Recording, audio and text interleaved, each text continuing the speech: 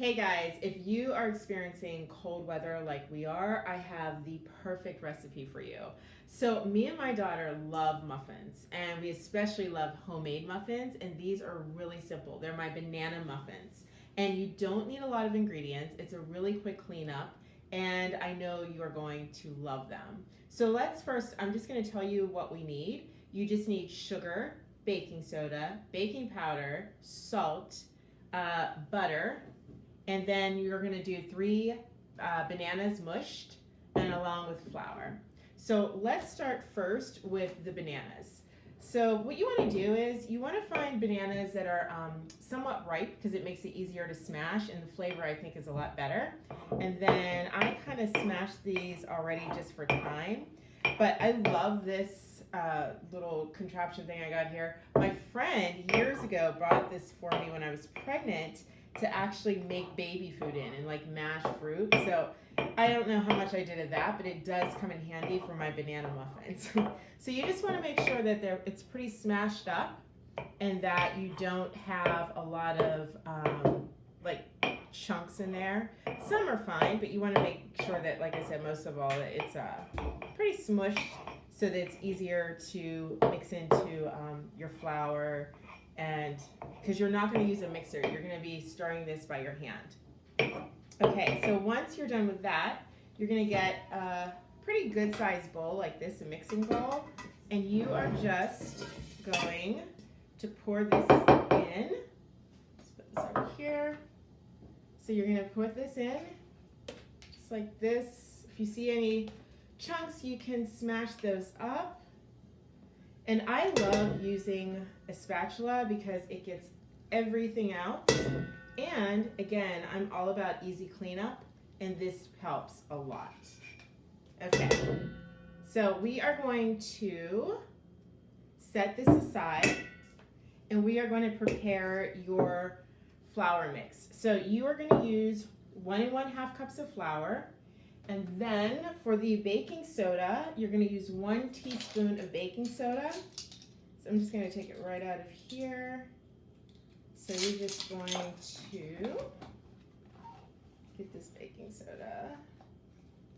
Okay, and then 1 teaspoon of baking powder.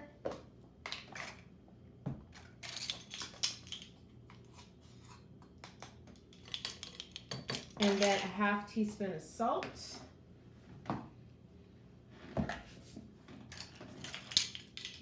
Okay, just a 1/2 teaspoon.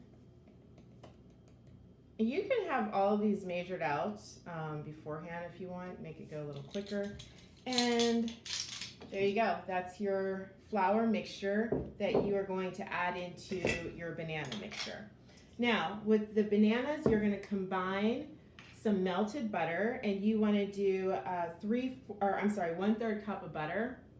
And so as you can see, it's melted. I just add this in, and again, this is where the spatula comes in. Get all that excess butter. There you go. Okay, and then you're going to add 1 egg. So 1 egg. Oops. I never got the art of breaking eggs very well, so it can be a little bit messy, but that's the fun, right? And then your sugar, you're going to use white granulated sugar, and this is 3/4 cups. You're going to pour that in there. Okay, and then you're going to combine all of this together. So I'm just going to use my spatula to mix it up. You actually do not use a mixer. So again, it's pretty simple. I'm just going to kind of like mix that up really good. Okay.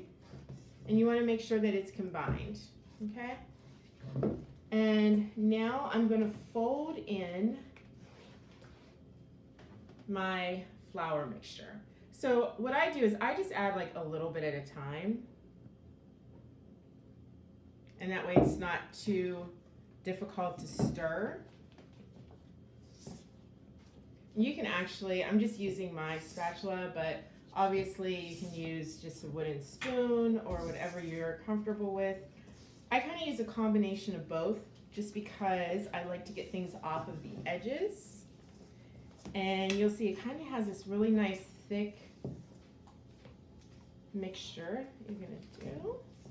Now the other thing is you can add chocolate chips, which I love, but my daughter, she's actually filming today, so she does not like the chocolate chips in here, although she loves chocolate. So I don't know what that's about, but you can simply, if you have one of those kids who, you know, don't like the chocolate chips, but you do, you can just take half of this batter and add the chocolate chips. So you can easily do that as well. Okay, and as you can see, it's gonna have like a very nice, kind of like yellowish color right there. Okay, and also make sure you preheat your oven to 350. And you know, if you have one of those ovens that are quirky, you know what your oven bakes best at. So if you need to use it 325, 345, that's fine as well. Okay, so now here's the fun part, and probably the messiest part of this all is putting it in the tins. And so what I do is I have a spoon like this that I use, and this is actually an ice cream spoon, but it works great for muffins and cupcakes and all of that. So I use this, and what I do is I just take out a scoop, put it in your tin. Oops. Okay, and again, you can use your spatula to get any excess off. And then you're just gonna put these in the oven.